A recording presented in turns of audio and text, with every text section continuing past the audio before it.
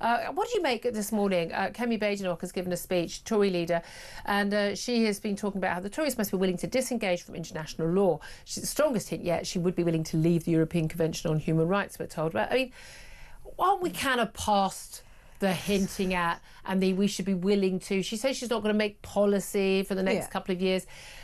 I just think that is just not an option anymore when we are looking at, I mean, the Telegraph has led this brilliantly in the last few weeks. Day after day after day, another asylum and immigration tribunal ruling by a judge basically saying, even though you've committed a burglary or you're a paedophile or whatever crime, horrible range of crimes you've committed, you once owned a pet squirrel and your aunt lives in Basingstoke. So you've got a right to life here. We can't, under Human Rights Convention, and we can't deport you. This is just abject nonsense at this point, isn't it? Well, it absolutely is. And there's also ministerial direction that can be given in these cases. Yeah. I've seen a number of them over the years that you can actually do something about, and you do get the risk register from the lawyers at the Home Office telling you that. There is more that can be done than is being done. Certainly, we would certainly hope so. Let's talk to Stephen Woolfe about this. He's a former MEP. He's also director at the Centre for Migration and Economic Prosperity. A very good afternoon, to you, Stephen. Good afternoon, Julia. I do despair. I mean, again, front page of the Telegraph virtually every day for weeks now has been yet another story. They're not one-offs. So many stories, whether Albanian or Eritrean or someone, whoever they are. Some guys come to this country, applied for asylum, not been given asylum, is stayed here anyway, committed a horrific crime, gone to jail, tried to deport him. Oh, no, I've got a right to a family life. And what blows my mind every single time is it's always this Article 8, isn't it? Right to a family life and the European Convention. But everyone says, well, it's interpretation of the law, your right to family life.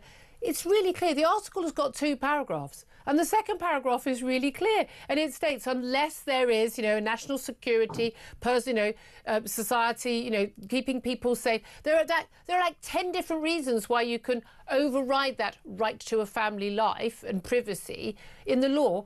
But our activist, lefty, lunatic, bleeding-hearting tribunal judges completely ignore that paragraph.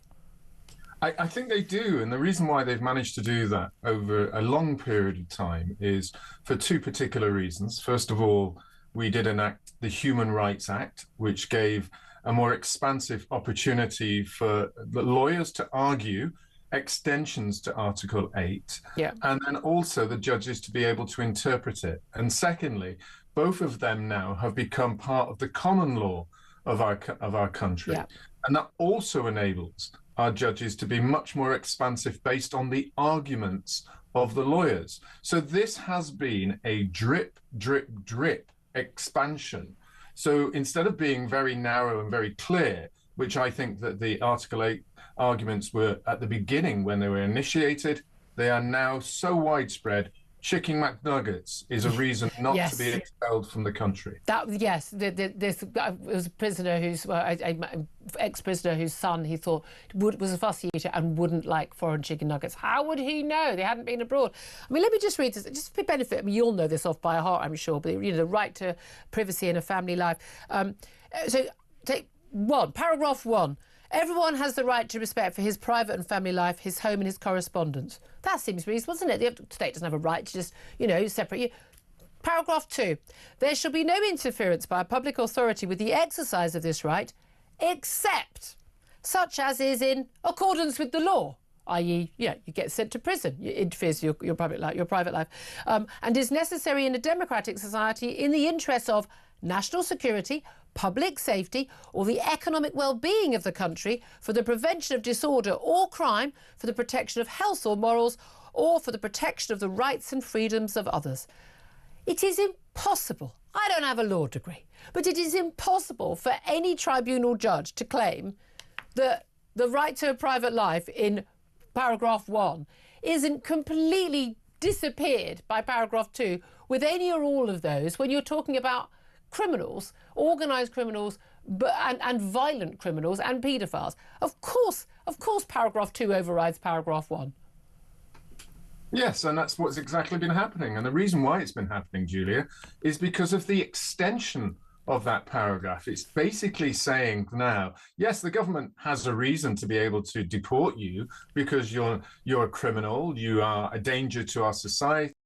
But the right to stay here, to have your family life now, has become more imperative over the needs and protections of others, which is why you get these ridiculous arguments that we've seen the other day, where you had a convicted paedophile is allowed to stay in this country because it would be more dangerous for him to go off to another country where he might be terrorized. I'm sorry, but that's exactly what happens to you. You are terrorized whether you're in prison or whether you're in a different country. It just shouldn't be here.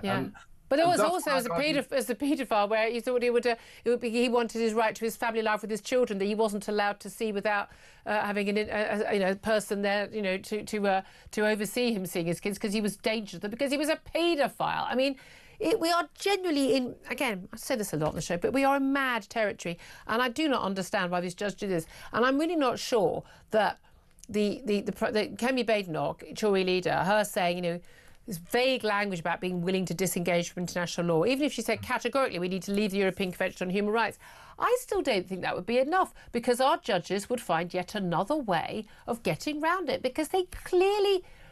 These are activist judges, as they are in lots of these NGOs, these other organisations within the civil service and in government. They genuinely don't believe in borders. They are the citizens of nowhere people. They don't, they fundamentally think that anyone has a right to live anywhere. We have a duty of care to the whole world. While you have those people anywhere in the system, it doesn't matter whether you're in or out of a convention or what the law is, because they're going to make it up themselves. And that's why you've identified it, because we have so many people embedded in the system who've either benefited because it's their job, benefited because they're receiving funding as a non-governmental organization from organizations which we now know, like US Aid. In the US, we're funding organizations in the UK, who then champion the idea that you keep everybody here because it's reducing the power of the state. And that is wrong. And the point you're making is very valid. That is that Kemi Badenoch can't just make vague statements. She has to be pretty clear. And the clear lines are in two ways. First of all, you must recognize that the UN conventions that we signed on refugees is outdated. It no longer applies to today, where it's about economic migration. And so we have to attack it at international law. That's exactly what Trump is doing. And to be fair on this, Barry Gardiner, the MP for Labour, agreed with me on a different programme on Friday night that that's something that needs to be looked at. The second strand is ourselves. We must remove ourselves from the ECHR, but also from the Human Rights Act, and enact legislation that overturns these cases in our common. You've got to do both. Absolutely, hear to that. I'm just genuinely, I think in the next election, I can't vote for any party that does not just be as categoric about this as possible. Stephen Woolfe, former MEP, Director at the Centre for Immigration and Economic Prosperity, thank you for that. Quick word on that, Claire? I don't As someone agree. who works in the Home Office, I keep doing that to her. Yeah, I don't agree with leaving ECHR, but why? Why do we have to?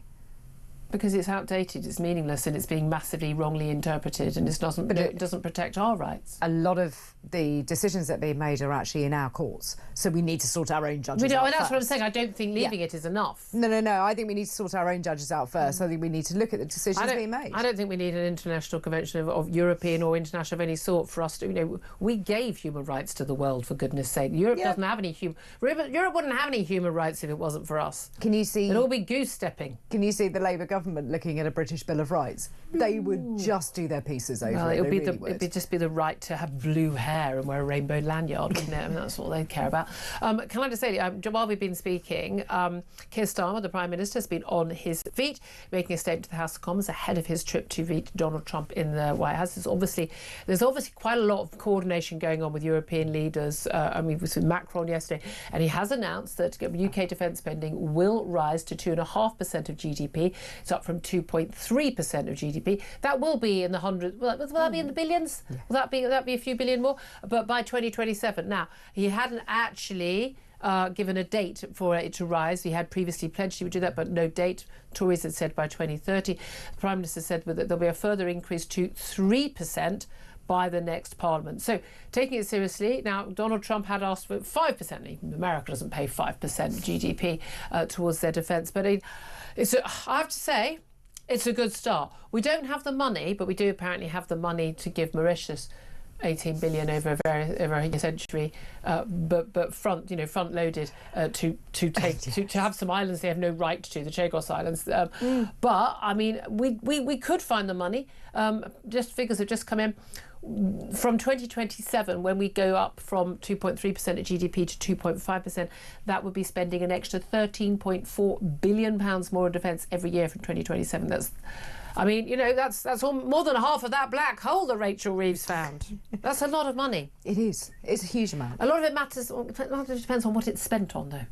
Yes, it needs to be spent on personnel, and on stuff that works. So, yeah, actual stuff that we can fit on aircraft carriers and things like that. Planes to land. Now you'll be very pleased about this, folks. The Prime Minister says the foreign aid budget will be cut to fund the uptick in defence spending. Bear in mind, the foreign aid budget is now incorporated in the Foreign Office budget anyway. He says it will fall from 0.5% of gross national income this year to 0.3% in 2027. He says, I want to be clear to the House, this is not an announcement I'm happy to make.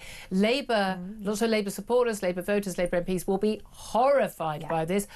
I'm actually really impressed. It's very rare I'm impressed with something the Prime Minister does. All credit to Keir Starmer. This is 100% the right thing. I'd like him to move sooner. I think we should be spending more, but this is the right thing. And spending money on defence rather than on a load of absolute wasted nonsense on foreign aid, absolutely in favour of that. But the backlash he's going to face will be huge. Again, this is about doing the right thing, and the right thing by looking after British national interests here.